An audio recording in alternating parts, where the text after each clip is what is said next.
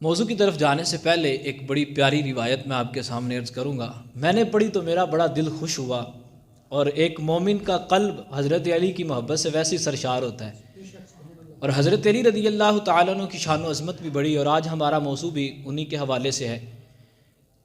ایک مرتبہ کفار کے پاس ایک شخص آیا، بھکاری تھا، تو آ کے اس نے کچھ کافر بیٹھے تھے ان سے مانگا۔ بھکاری نے سوال کیا، اب وہ مسخرہ کرنے لگے، مذاق اڑاتے ہوئے انہوں نے سامنے حضرت علی بیٹھے تھے، سامنے حضرت علی رضی اللہ تعالیٰ عنہ تشریف فرما تھے، تو انہوں نے مذاق کرتے ہوئے مسخرہ کرتے ہوئے کہ حضرت علی کے پاس تو ہے کچھ نہیں، یہ تو غریب ہے، اس کے پاس تو کھانے کے لیے روٹی نہیں ہوتی، تو یہ اس کو کیا دے گا؟ تو انہوں نے کہا وہ بیٹھا ہے اس کے پاس جا کے لے لو۔ اب وہ شخص کو حضرت علی بھی دیکھ رہے تھے، کافروں کا وہ مسخرہ سمجھ رہے تھے۔ اب حضرت علی کے پاس جب وہ شخص آیا تو حضرت علی رضی اللہ تعالیٰ نے کہا ہاتھ پھیلا۔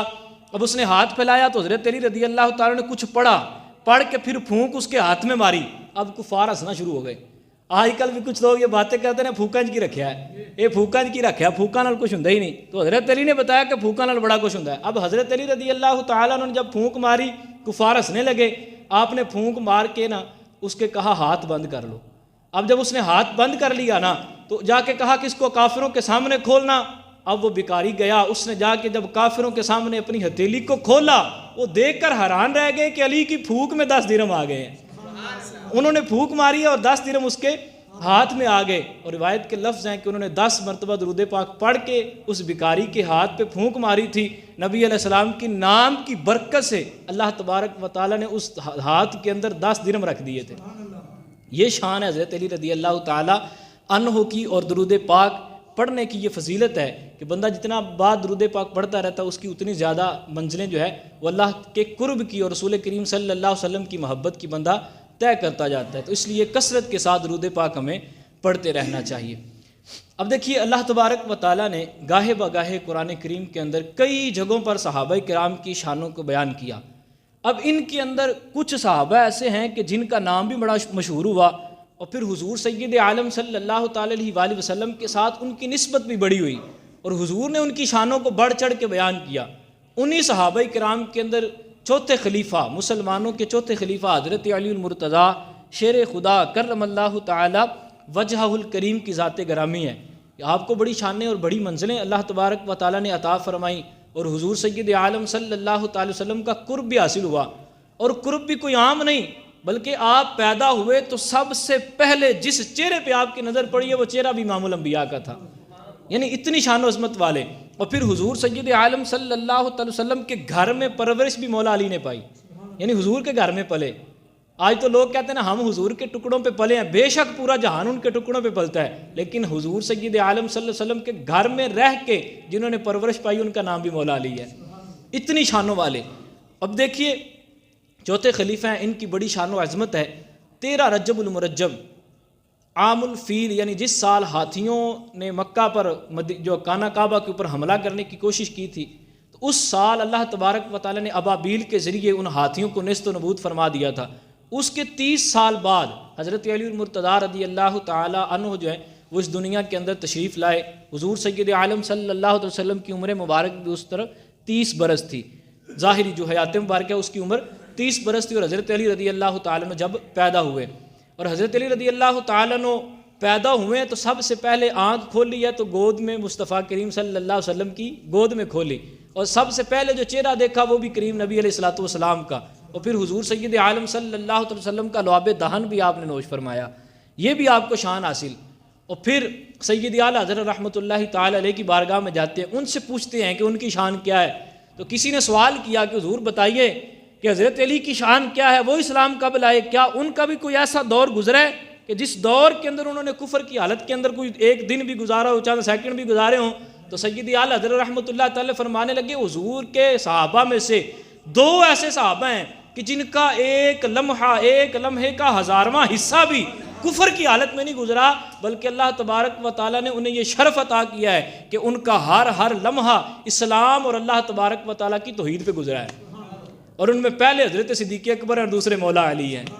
ان کی شان و عظمت یہ کہ انہوں نے کبھی بت کو سجدہ نہیں کیا، کبھی بھی۔ حضرت صدیق اکبر رضی اللہ تعالیٰ عنہ، حالانکہ حضور سید عالم صلی اللہ علیہ وسلم پر جب آپ نے اعلان نبوت فرمایا تو حضرت صدیق اکبر کی عمر تقریباً 37 سال تھی، یعنی 37 سال کا عرصہ ہے اعلان نبوت سے پہلے کا بھی، اس کے اندر بھی حضرت صدیق اکبر رضی اللہ تعالیٰ عنہ نے بت کو سجدہ نہیں کیا اور توحید پر قائم رہے، جو حضرت ابراہیم علیہ السلام کا دین تھا اس پر قائم رہے، اور جب اعلان نبوت ہوتا گیا تو سب سے پہلے اسلام لے آئے۔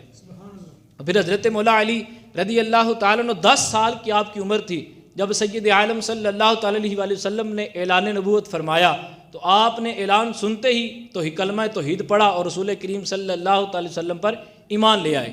اور یہ ایک ترتیب بیان بھی کی جاتی ہے کہ سب سے پہلے مردوں میں جو ایمان لائے وہ حضرت صدیق اکبر رضی اللہ تعالیٰ عنہ، اور جو خواتین کے اندر سب سے پہلے ایمان لائیں وہ حضرت خدیجہ الکبریٰ رضی اللہ تعالیٰ عنہا، اور جو بچوں میں سب سے پہلے ایمان لائے وہ حضرت مولا علی مشکل کشا ہے، شیر خدا کرم اللہ تعالیٰ وجہ الکریم۔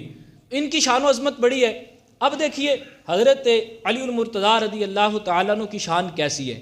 حضور سید عالم صلی اللہ تعالیٰ علیہ وآلہ وسلم کی حدیث پاک ہے، مسلم و بخاری کے اندر میں موجود ہے کہ حضرت علی رضی اللہ تعالیٰ عنہ خود فرماتے ہیں، آپ نے خود فرمایا اور فرمایا مجھے قسم ہے اس ذات کی کہ جس نے دانے کو چیرا اور تمام مخلوقات کو پیدا کیا، نبی امی صلی اللہ تعالیٰ علیہ وآلہ وسلم نے مجھ سے وعدہ کیا ہے۔ کیا وعدہ کیا؟ فرمایا کہ تیری محبت نہیں داخل ہوگی مگر مومن کے دل میں، یعنی تیری محبت صرف مومن کے دل میں داخل ہوگی اور تیرا بغض صرف اور صرف منافق کے دل میں داخل ہوگا۔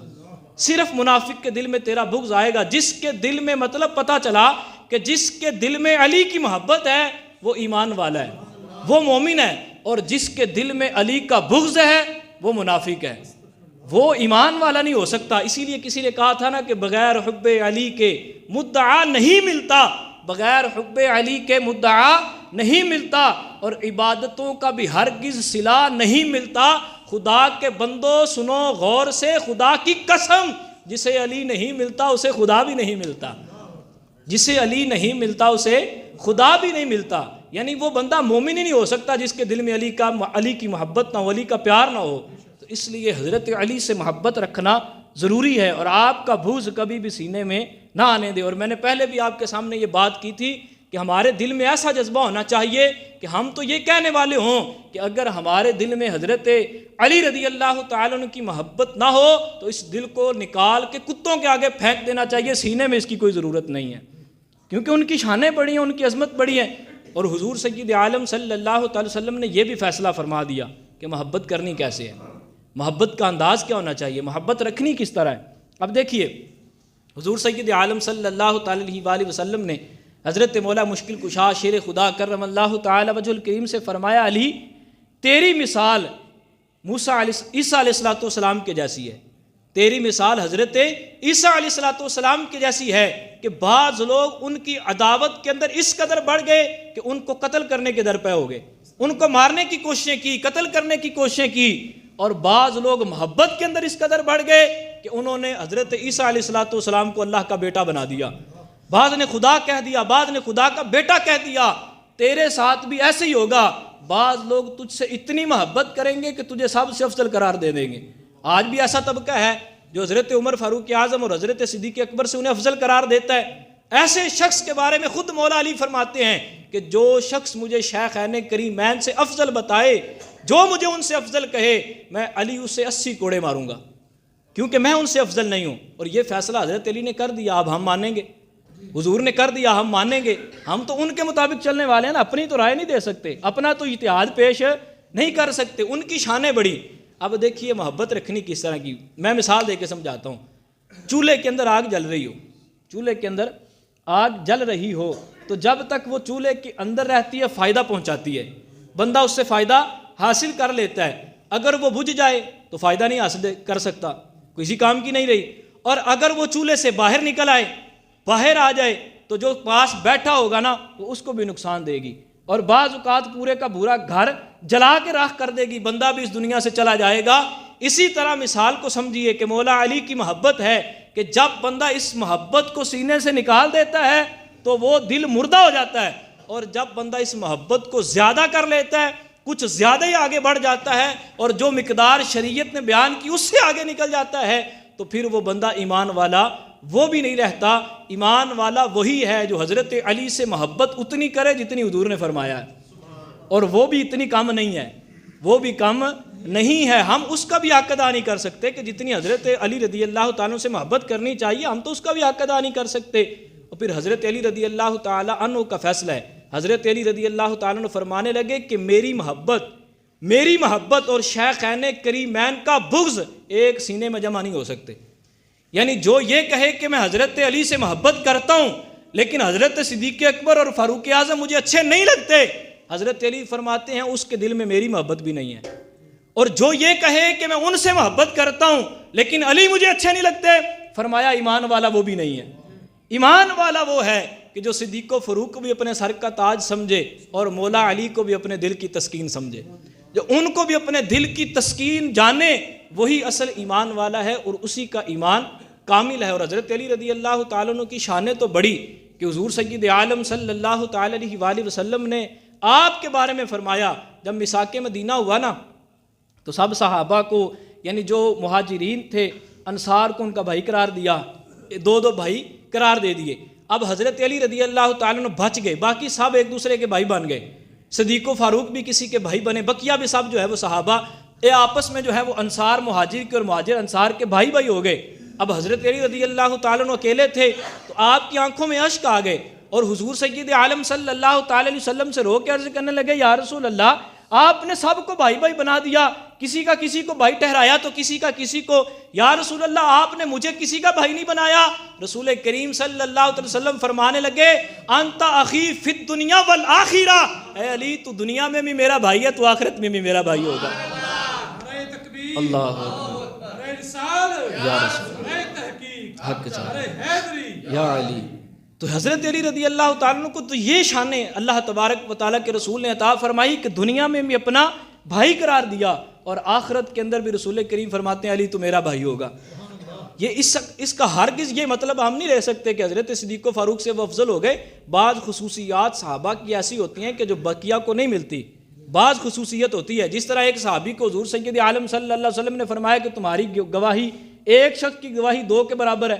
اب اس کا مطلب ہوا کہ وہ افضلیت قرار پائے، تو اس کا مطلب یہ لے لے کہ وہ پہلے خلیفہ ہیں، وہ سب سے پہلے نمبر والے ہیں۔ ہرگز ایسا نہیں ہے، وہ شان وہی رہے گی، ترتیب وہی رہے گی۔ اور میں یہاں ایک جملہ کہہ دوں کہ جب ہم حضرت علی کی شان کو پڑھیں یا بیان کریں تو ایسا لگنا چاہیے کہ دنیا کے اندر ان سے افضل ہی کوئی نہیں، اور جب صدیق و فاروق کی شان کو پڑھیں یا سنیں تو ایسا محسوس ہونا چاہیے کہ جیسے ان سے بڑھ کر کوئی افضل ہی کوئی نہیں، لیکن دل کے اندر ان کی شان ویسی ہونی چاہیے جیسی شریعت نے بیان فرمائی ہے۔ ان کا مقام و مرتبہ دل میں وہی ہونا چاہیے جو شریعت نے بیان کر دیا، جس کی حدود حضور سید عالم صلی اللہ علیہ وسلم نے طے فرما دی اس کے مطابق۔ لیکن مولا علی رضی اللہ تعالیٰ عنہ ان کی تو شانیں بڑی۔ اب دیکھیے حضرت علی کرم اللہ تعالی وجہ الکریم کو کیسی کیسی خصوصیات حاصل ہے۔ جب جنگ خیبر ہوئی نا، 2 دن پہلے حضرت صدیق اکبر بھی گئے، حضرت فاروق اعظم بھی گئے جنگ لڑنے کے لیے۔ جنگ ہوئی لیکن فتح نہ ہو سکی۔ اب تیسرا جب روز آیا نا تو حضور سید عالم صلی اللہ تعالی وسلم صحابہ سے فرمایا، رات کے وقت شام کا وقت تھا، صحابہ حضور کے پاس موجود تھے۔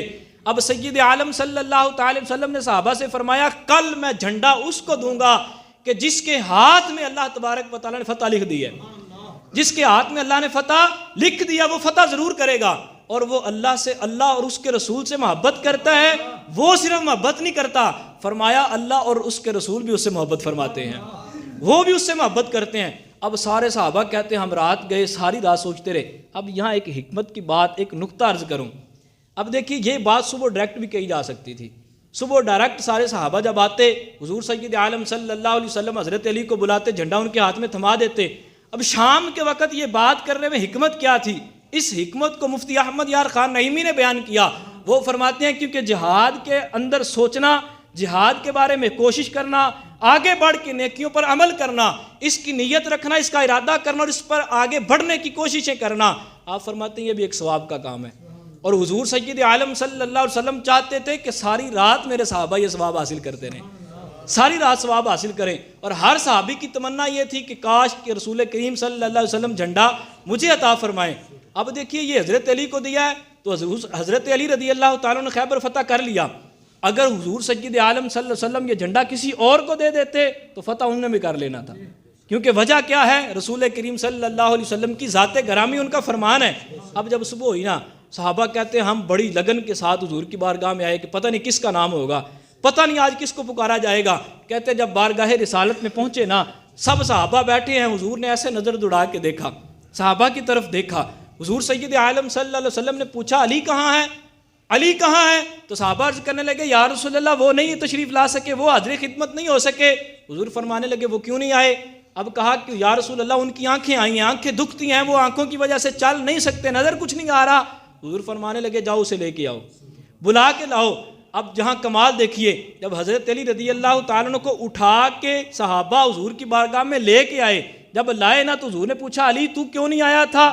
علی عرض کرنے لگے یا رسول اللہ صلی اللہ علیہ وسلم میری آنکھیں آئی ہیں، آنکھوں پر جو ہے وہ چشم خراب ہوئی ہیں، آنکھیں میری خراب ہو چکی ہیں، نظر نہیں آ رہا، اس لیے میں آ نہیں سکا. اب رسول کریم صلی اللہ علیہ وسلم نے یہ نہیں کہا اسے حکیم کے پاس لے جاؤ، کسی ڈاکٹر کو چیک کراؤ، کوئی تہاڈے چ حکیم ہے گا تو جڑی بوٹی لے آؤ، کوئی اکھاں نوں لائیے نہیں اکھاں صحیح ہو، نہ ایسا نہیں فرمایا، بلکہ وہ لعاب دہن، وہ لعاب دہن کہ جس سے شفائیں ملتی ہیں. کبھی جو ہے وہ ایک صحابی کی ٹانگ ٹوٹتی ہے تو حضور لگاتے ہیں وہ جڑ جاتی، کبھی کسی کی آنکھ باہر نکل آتی ہے وہ ہتھیلی پہ رکھ کے حضور کی بارگاہ میں آتا ہے، حضور آنکھ اندر رکھ کے لعاب دہن لگاتے ہیں، وہ آنکھ صحیح ہو جاتی ہے.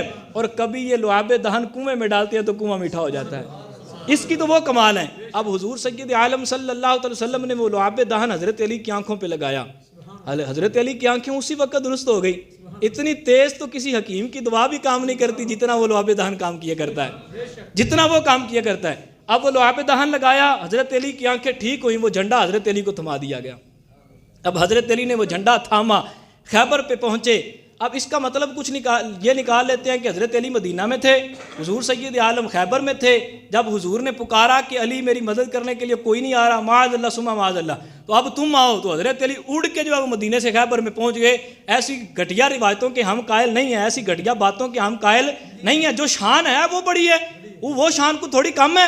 اب حضرت علی کے ہاتھ میں جھنڈا ہے، حضور سید عالم صلی اللہ علیہ وسلم کی وہ فتح کا عالم لے کے جا رہے ہیں. جب خیبر میں پہنچے نا تو پہلے وصیت حضور نے کر دی تھی کہ علی جانا اور نرمی دکھانا، سب سے پہلے انہیں اسلام کی دعوت دینا، مسلمان ہونے کی دعوت دینا. اگر وہ اسلام لے آئیں تو چھوڑ دینا، اور اگر وہ قبول نہ کریں تو پھر جنگ کرنا. اب حضرت علی رضی اللہ تعالیٰ عنہ کہتے ہیں وہاں پہنچے. جب میں وہاں پہنچا تو میں نے دروازے پہ دستک دی، مرحب آیا، مرحب. اب پہلے سب سے مرحب کا لفظی معنی سمجھیے. اس کا مطلب یہ ہوتا تھا جی اس شخص کو کہتے تھے کہ جو 1000 بندے کی طاقت رکھتا تھا. مرحب ایسے شخص کو کہتے تھے جس کے اندر 1000 بندے کی طاقت ہوتی تھی. اب حضرت علی نے دروازے پہ دستک دی، اس نے اندر سے بولا کون ہے؟ آپ فرمانے لگے تو کون ہے؟ تو اس نے کہا میں مرحب ہوں. حضرت علی نے فرمایا اگر تو مرحب ہے تو سن، ان الذی سمتنی امی حیدرا، فرمایا میری ماں نے بھی میرا نام حیدر رکھا ہے. اگر تو مرحب ہے تو میری ماں نے میرا نام حیدر رکھا ہے. اور اس کو سمجھانا یہ چاہتے تھے. یہاں امام غزالی نے بڑا نقطہ بیان کیا. آپ نے فرمایا وہ کیونکہ مرحبی عربی تھا، عربی کو جاننے والا تھا. حضرت علی نے اپنا نام علی نہیں بتایا، حیدر بتایا. اس کی وجہ یہ ہوتی ہے کہ عربی میں اس شیر کو حیدر کہتے ہیں جو شکار کو پہلے جگاتا ہے، اٹھ اٹھ سامنا کر. اب جگاتا ہے، پھر جگانے کے بعد اسے بتاتا ہے کہ میں حملہ کرنے لگا ہوں، اگر ہمت ہے تو روک کے دکھا. یہ بتانے کا مقصد یہاں حیدر نام لینے کا مقصد یہ تھا. اب جب نام حیدر کہا نا تو مرحب بھی کانپ گیا، مرحب بھی کانپ گیا. اب اس نے کہا اگر ہمت ہے تو دروازہ کھول لے، اگر ہمت ہے تو دروازہ کھول لے. اب جنگ شروع ہوئی. اب حضرت صحابہ کہتے ہیں کہ ایک روایت میں یہ کہ حضرت علی نے دروازے کو کھینچا، دروازہ کھل گیا. اب پھر حضرت علی رضی اللہ تعالیٰ عنہ اور ان کی جنگ شروع ہوئی. مرحب مقابلے میں آیا. جب حضرت علی رضی اللہ تعالیٰ عنہ کی ڈھال پہ ایک تلوار لگی نا تو ڈھال گر گئی. اب حضرت علی رضی اللہ تعالیٰ نے وہ دروازہ اٹھایا، ڈھال کے طور پہ استعمال کیا. اور جب مرحب نے آپ پہ وار کیا، اس نے ایک وار کیا تو حضرت علی کو کوئی نقصان نہ ہوا. لیکن جب علی کی تلوار چلی، آپ نے اس کے سر میں رکھی لوہے کی ٹوپی کو چیر کے حضرت علی کی تلوار اس کے 2 ٹکڑے کر کے گزر گئی، 2 ٹکڑے کر دیے. یا رسول اللہ، یا رسول اللہ، علی علی علی علی علی علی. اب وہ چیر کے رکھ دیا. حضرت علی رضی اللہ تعالیٰ نے وہ حیدر ہونے کا مطلب اسے سمجھا دیا. اب خیبر فتح ہو گیا. صحابی کہتے ہیں جو روایت کرنے والے ہیں نا، راوی کہتے ہیں، وہ کہتے ہیں جب حضرت جنگ ختم ہوئی، ہم وہ دروازہ اٹھانے کے لیے جب آگے بڑھے نا تو ایک روایت میں ہے کہ پہلے ہم 7 بندے تھے، 7 نے دروازہ اٹھانے کی کوشش کی تو نہ اٹھا سکے، جس کو ڈھال کے طور پہ حضرت علی استعمال کر رہے تھے. جس کو وہ استعمال کر رہے تھے نہ اٹھا سکے. اور مرکات کے اندر ہے کہ وہ 70 آدمی تھے کہ جنہوں نے بعد میں حضرت علی کا وہ ایک ہاتھ میں اٹھایا ہوا دروازہ اٹھانے کی کوشش کی تو وہ صرف اسے کھڑا ہی کر سکے, اٹھا نہیں سکے. حضرت علی کی اتنی طاقت ہے. اور یہاں ایک بات عرض کروں, ایک واقعہ میں نے پڑھا, وہ کہتے ہیں ایک شخص نا حضرت علی رضی اللہ عنہ جو خلیفہ بنے نا, امیر المومنین بن گئے, تو وہ شخص آپ کے پاس آیا اور اس کو بڑی خواہش تھی کہ میں حضرت علی کو دیکھنا چاہتا ہوں. اب جب وہ آیا, سامنے حضرت علی بیٹھے ہیں, بیٹھ کے جب کھانا تناول فرما رہے ہیں, بڑی مشکل سے کھا رہے ہیں, سوکھی روٹی ہے جوں کی, اور بڑا مشکل سے اسے چبا رہے ہیں. وہ شخص کے دیکھ کے نا ایسے حیرت سے دیکھے جا رہا ہے. حضرت علی پوچھتے ہیں کیا ہوا, کیا دیکھ رہے ہو؟ تو وہ کہنے لگا میں نے لوگوں سے پوچھا علی کون ہے, انہوں نے کہا یہ ہے, لیکن میں دیکھ کے حیران ہوں کہ ایک ہاتھ سے جس بندے نے خیبر اکھاڑ دیا تھا اور ڈھال کے طور پہ استعمال کیا تھا, وہ بندہ روٹی چبا رہا ہے, چبائی نہیں جا رہی. حضرت علی فرمانے لگے روٹی میں اپنے آپ سے کھا رہا ہوں, اس لیے چبانے میں دقت ہو رہی ہے, مشکل ہو رہی ہے, لیکن جب میں خیبر میں گیا تھا نا, پیچھے طاقت رسول اللہ کی تھی, اس لیے میں اگر ایک انگلی پہ بھی چاہتا تو خیبر کا دروازہ اٹھا سکتا تھا. طاقت رسول اللہ کی تھی. اس لیے میں پہلے کہتا ہوں کہ محبت ہمیں نسبت جو ہے وہ رسول کریم صلی اللہ علیہ وسلم کی ہے. اگر ان کو ان سے نسبت نہ ہوتی تو ہمیں بھی ان سے محبت نہ ہوتی. ان کو ان سے نسبت ہوئی ہے تو یہ ہمارے دل کے مسکین بن گئے, جو ہے وہ مکین بن گئے ہیں, اس لیے ہم نے اپنے دل میں انہیں بسا لیا ہے. اللہ تبارک و تعالی ہمیں ان کی محبت کو اور عطا فرمائے. اب دیکھیے یہ شان ہے حضرت علی المرتضیٰ رضی اللہ تعالی عنہ کی. اور پھر حضور سید عالم صلی اللہ تعالی علیہ وآلہ وسلم نے حضرت علی المرتضیٰ کرم اللہ تعالی وجہ الکریم کے بارے میں ارشاد فرمایا. ایک مرتبہ نا جب حجۃ الوداع کے موقع پہ صحابہ واپس آ رہے تھے, اس وقت حضرت علی رضی اللہ تعالیٰ نے کھجوریں تقسیم کی لوگوں کے اندر, کچھ چیزیں تقسیم کی. بعض میں روایات میں کھجوریں ہیں, بعض میں چیز کا نام ہے, کوئی چیز استعمال جو ہے وہ تقسیم فرمائی. اب جب تقسیم کی نا تو بعض صحابہ کو اعتراض ہوا کہ انہوں نے فلاں کو کم دیا, فلاں کو زیادہ دیا, اعتراض ہوا. تو حضرت علی رضی اللہ تعالیٰ کو جب پتہ چلا تو حضور کی بارگاہ میں عرض کیا. اب حضور نے سارے صحابہ کو متوجہ کیا, حضرت علی کے ہاتھ کو اپنے ہاتھ میں لیا اور سب صحابہ کے سامنے یہ اعلان کیا اور فرمایا کہ جس کا میں مولا ہوں اس کا علی مولا ہے, جس کا میں مولا ہوں علی اس کے مولا ہیں, اور جو ان کو مولا نہیں مانتا وہ میں اس کا مولا نہیں ہوں. پتہ یہ چلا کہ جو حضور سے محبت کرنے والا ہے اس کے لیے یہ ضروری ہے کہ وہ حضرت علی کی محبت کو اپنے سینے میں جمائے. میں نے پہلے عرض کیا تھا کہ جو حضرت علی کی محبت کو اپنے سینے میں نہیں رکھتا وہ بغض علی کے اندر جلنے والا ہے, وہ مومن نہیں ہو سکتا, کیونکہ یہ حضرت علی کا خود کا فیصلہ ہے. آپ نے فرمایا تھا کہ مجھ سے محبت نہیں کرے گا مگر صرف مومن, اور مجھ سے بغض نہیں رکھے گا مگر صرف منافق. یعنی عام لفظوں میں, سادہ لفظوں میں بات کروں تو جو ان سے محبت رکھے گا وہی مومن ہے, اور جو ان سے بغض رکھے گا وہ منافق ہے. اور صحابہ کہتے ہیں جب ہم مجلس میں بیٹھے ہوتے تھے نا, مجلس میں, اور ہم نے پہچاننا ہوتا تھا کہ منافق کون ہے, تو ہم علی کا نام لیتے تھے, علی کا ذکر کرتے تھے. جس کے رنگ کا, جس کے چہرے کا تیور بدل جاتا, رنگ بدل جاتا, ہم سمجھ جاتے تھے یہ منافق ہے, اور جس کا چہرہ گلاب کی مانند کھل جاتا تھا ہم سمجھ لیتے تھے یہ مومن ہے, یہ مومن ہے. اور کسی نے کیا خوب کہا تھا کہ نسب کسی کا اگر جاننا ضروری ہو, نسب کسی کا اگر جاننا ضروری ہو, نگاہ چہرے پہ رکھ کے علی کی بات کرو, نگاہ چہرے پہ رکھ کے علی کی بات کرو. صحابہ بھی نسب اسی سے جانا کرتے تھے کہ یہ بندہ مومن ہے یا کافر ہے, اس کے چہرے پہ آنکھ رکھ کے صحابہ دیکھا کرتے تھے اور علی کا ذکر کیا کرتے تھے. اگر تیور بدلتے تھے, چہرے کا رنگ بدلتا تھا, منافقت منہ سے نظر آ جاتی تھی, اور اگر دل خوش ہوتا تھا اور چہرہ گلاب کی مانند کھل جاتا تھا تو صحابہ سمجھ جاتے تھے کہ یہ حضرت علی سے محبت کرنے والا ہے اور یہ پکا مومن ہے. تو اس لیے میں نے پہلے عرض کیا کہ محبت کے اندر نہ افراط ہے نہ تفریط ہے, یعنی نہ اس کو اس قدر بڑھا دیں کہ بقیہ جو حضرت فاروق اعظم اور حضرت صدیق اکبر ہیں ان سے بھی افضل قرار دے دیں, اور نہ اس قدر کم آئیں کہ ان کی محبت تو رکھیں لیکن ان کا بغض اپنے سینے میں جما لیں, اور حضرت علی رضی اللہ تعالیٰ عنہ پر الزام تراشی کریں. لوگ یہ باتیں بھی کرتے ہوئے نظر آتے ہیں کہ سیاست کے لیے انہوں نے جنگیں کی, دنیا کمانے کے لیے جنگیں کی. ایسے لوگوں کا بیڑا غرق کوئی نہیں, اتنی بھی سمجھ نہیں آتی وہ نبی کے صحابہ ہیں. اگر ان کے دل میں دولت کی محبت ہوتی تو وہ سرکار صلی اللہ علیہ وسلم پر اپنا سب کچھ قربان کیسے کرتے؟ انہوں نے تو گھر بار جان مال سب کچھ لٹا دیا, اور ہجرت کی رات جب حضور سید عالم صلی اللہ علیہ وسلم ہجرت کر کے جانے لگے, حضرت علی جس بستر پہ لیٹے تھے نا اس بستر پہ لیٹنا کوئی عام بات نہیں تھی. اس رات اس بستر پہ لیٹنا. لوگ سیاست کی اور دولت کی اور دنیا کی بات کرتے ہیں, انہوں نے تو جانیں بھی حضور کے نام کے لیے رکھی ہوئی تھی, جانیں بھی حضور کے لیے, حضور کے نام پر. اب وہ رات کیسی تھی کہ کفار نے پوری ترکیب بنا رکھی تھی کہ آج رات حضور سید عالم صلی اللہ علیہ وسلم کو شہید کریں گے. اب اس بستر پہ لیٹنے کا مطلب یہ تھا کہ رات جو ہے وہ اس دنیا سے چلے جانا ہے, رات اس دنیا سے ختم ہو جانا ہے. لیکن حضرت علی کہتے ہیں حضور نے مجھ سے فرمایا تھا کہ علی لوگوں کی امانتیں واپس کر کے مدینے آ جانا.